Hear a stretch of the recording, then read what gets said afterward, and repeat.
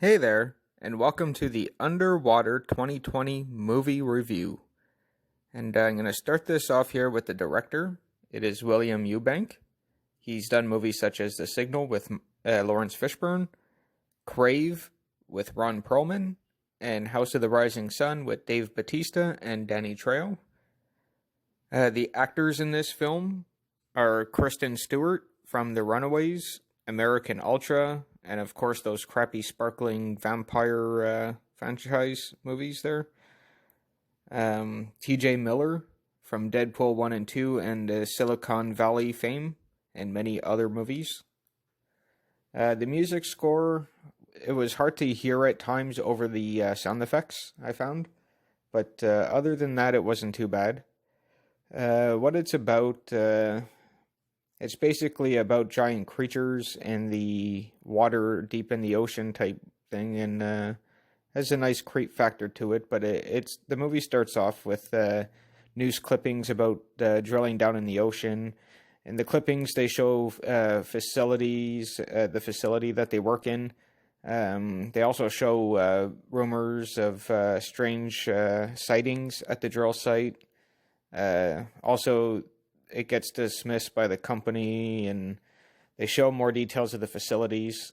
Also, the clipping shows a quick sentence of side effects of working in high pressure deep sea mining are still unknown. There are incidents involving hallucinations, dizziness, and so on, and it also some unexplained anomalies has happened there. It's written a whole whack of other writing. I do advise that you pause and read what is written there because it's pretty interesting. And then it finally shows what looks like a huge pipe type thing, and the camera pans down. You're following the pipe down into the lower part of the ocean, and it finally reaches to a facility. And at that point, I figured that the pipe was the drill, and the facility is called the Kepler Station, and it crews 316 people that are in there, and it's also the command and control for the Roebuck drill. Either way, distant booms can be heard, and as the booms go on, the lights of the Kepler Station flicker, and the place rumbles. And it finally gets to Kristen Stewart, and she's brushing her teeth, and she's kind of looking around because it keeps the lights keep flickering and the place rumbling. And she finished brushing her teeth, and she walks out type thing, and some water starts dripping from the ceiling onto her hand, and right as she watches the water hit her hand type thing, right at that point, water just burst right out of the walls and start filling up the place, and she's running frantically for her life, screaming to wake up the other crew members because they're all sleeping, and to get them to escape as well. But they don't make it in time, and Kristen Stewart ends up rushing to some computer console and meets up with another crew member that's there, and sets up a failsafe where the doors will lock and no one can come in from the other side of that door. And they are stuck on that part of the Kepler Station. She shuts the door at the last second, right before all the water rushes in, and a mini explosion happens because of this, and it knocks both of them out, Kristen Stewart and the crew member.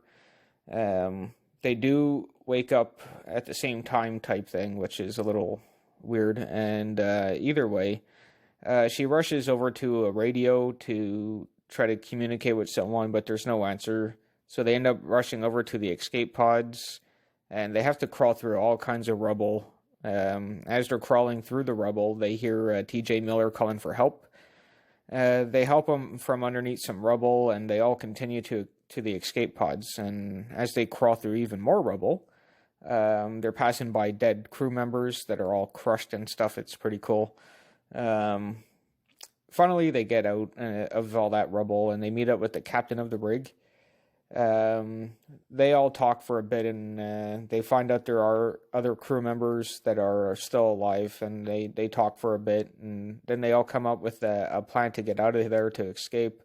And the captain has an idea to take a walk over to the Roebuck drill and they can call for help in the drill from the drill type thing. And to do so, they have to walk in complete darkness, and they have never done that before.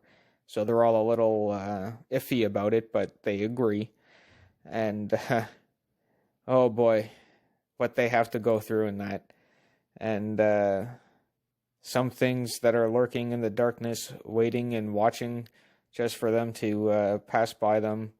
It's crazy. It really is. The creatures in the film, to me, were really crazy looking. I really liked the way the creatures looked in the film. Actually, pretty crazy, scary idea. Would I recommend it? Yeah, for sure I would. This is a very interesting and crazy film. Really good. Better than I expected, actually. What I did really like about it, it was another underwater creeper movie, and that's kind of what I like when it comes to underwater films. And it's also a creature feature as well, so I don't mind creature features and underwater creeper films. And to add them two together, it was just pretty cool. I really enjoyed that. And that will be it for the this review. Thanks for watching. Take care. And here is a trailer.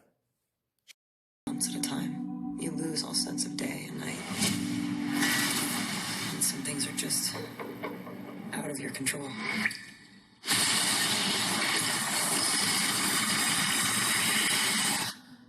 Do you really think there was an earthquake? No. We drilled to the bottom of the ocean, and we don't know what came out.